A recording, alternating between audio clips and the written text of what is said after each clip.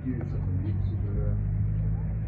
Ξέρετε, προέρχομαι από έναν τόπο που θεωρεί ότι είναι πόλη, μεγάλη, και ο τρόπος που βλέπω τα πράγματα επηρεάζεται από αυτό. Όταν λοιπόν ξεκίνησα να έρθω για το σημερινό γεγονός, σκέφτηκα το εξής: τι παραδείγμα. Παραδείγμα με μια γέφυρα. Για μένα, μια γέφυρα ως μηχανικό είναι κάτι απλό. Είναι μια συγκεκριμένη κατασκευή, 6 βάθρα, 6 μεσόβαθρα, 2 ακρόβαθρα, ο φορέας και φυσικά και τα έργα προστασίας. Ένα έργο απλό.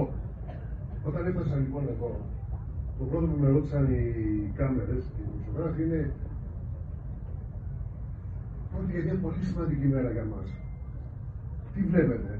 Και πραγματικά το να ακούεις από δημοσιογράφο ότι είναι μια σημαντική μέρα για μια περιοχή δεν είναι εύκολο. Είναι δύσκολη η κρίση των δημοσιογράφων, αλλά τελικά αυτό το οποίο έχουμε μάθει σε αυτό το Υπουργείο και σε αυτό έχει συμβάλει πάρα πολύ ο Χρήστος Σταϊκούρας, ο οποίος προέρχεται από μια περιφέρεια στην οποία ξέρει και την τελευταία πέτρα και ξέρει γιατί προορίζεται η τελευταία πέτρα, είναι ότι αυτά τα πολύ μικρά, στην πραγματικότητα εργάσιμα το κόστος αφορά ευρύτερο. Λοιπόν, αυτά τα μικρά τεχνικά έργα είναι πάρα πολύ σημαντικά για ολόκληρες κοινωνίες.